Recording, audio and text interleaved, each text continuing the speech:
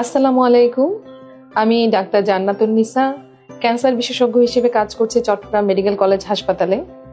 আজ আমি আপনাদের মেয়েদের ব্রেস্ট ক্যান্সার নিয়ে আমি কিছু কথা বলবো, যেটা আমাদের সবার জানাটা খুবই জরুরি। আমাদের দেশে স্তন ক্যান্সার মেয়েদের এখন একটি মরণ ব্যাধিতে পরিণত হয়েছে। যদিও এটাকে আমরা মরণ ব্যাধি বলি, কিন্তু একদম প্রাথমিক পর্যায়ে সঠিক সময়ে যদি সঠিকভাবে রোগ নির্ণয় করা হয় এবং সঠিকভাবে চিকিৎসা করা হয়, তাহলে এটি 99%-এরও বেশি ক্ষেত্রে এই রোগ সম্পূর্ণভাবে নিরাময় করা সম্ভব। আমাদের দেশের প্রেক্ষাপটে যদি আমরা বলি, প্রতি বছর প্রায় 15,000 নারী স্তন ক্যান্সারে আক্রান্ত হয় এবং প্রায় 7,000 নারী এই ক্যান্সারের কারণে মৃত্যুবরণ করে, যার কারণে প্রতিটা ক্যান্সারকে আসলে আমরা মরণ ব্যাধি হিসেবে আখ্যায়িত করে থাকি। একটা সময় ছিল যখন আমাদের দেশে অনেক চিকিৎসার ফ্যাসিলিটি ছিল না, রোগ নির্ণয়ের ফ্যাসিলিটি ছিল না, কিন্তু এখন আমাদের দেশে ক্যান্সার চিকিৎসার জন্য এবং রোগ নির্ণয়ের জন্য যতটুকু ফ্যাসিলিটি দরকার তার সবটুকুই আমাদের দেশে বিদ্যমান। তাই আমরা যদি একটু সচেতন হই, তাহলে আমরা চাইলেই আমাদের স্তন ক্যান্সার, শুধু স্তন ক্যান্সারই না, যত ক্যান্সার আছে সবকিছুই আমরা প্রতিরোধ করতে পারি এবং সম্পূর্ণ নিরাময়ও করতে পারি। এখন আসি আমরা স্তন ক্যান্সারটা কি। যখনই কোনো ক্যান্সার আমরা বলি, স্তন ক্যান্সার বা ক্যান্সার যে কোনো শরীরের যখনই একটা কোষ সেটা অনিয়ন্ত্রিতভাবে বৃদ্ধি পাওয়া শুরু করে, সবকিছুরই আমাদের শরীরে একটা নিয়ম বা নীতির মধ্যে আমাদের শরীরে সবকিছু নিয়ন্ত্রিত হয়।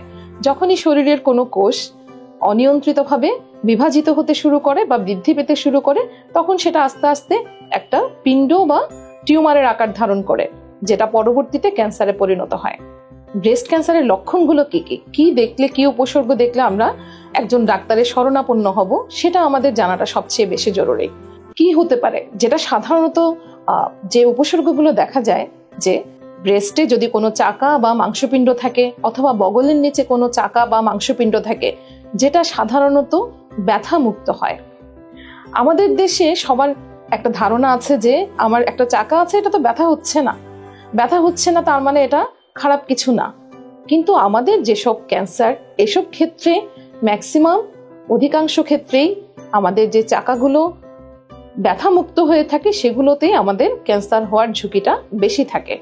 তাই যখনই আমরা কোনো চাকা বা মাংসপিণ্ড আমাদের ব্রেস্টে বা হাতে দেখা যাবে, তখনই আমরা অবশ্যই অতি সত্বর ডাক্তারের শরণাপন্ন হব।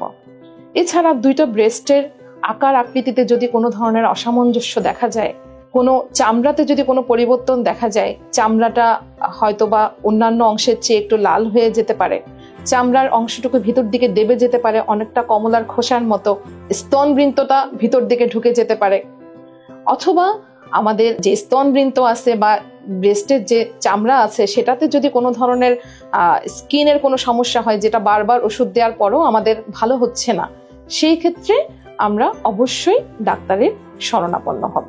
তাই আমরা যদি এই উপসর্গগুলো সম্পর্কে অবগত থাকি এবং আমাদের আশেপাশের আমাদের আত্মীয় স্বজন, পাড়া প্রতিবেশী, বন্ধু বান্ধব সবাইকে যদি এই উপসর্গগুলো সম্পর্কে যদি আমরা অবগত করি, তাহলে আমরা অবশ্যই রোগটাকে প্রাথমিক পর্যায়ে নির্ণয় করতে পারবো এবং অবশ্যই সেটা সম্পূর্ণভাবে নিরাময় করতে পারবো। আশা করি আমার এই তথ্যটুকু আপনারা কাজে লাগবে এবং আপনারা সবাইকে জানাবেন। ধন্যবাদ।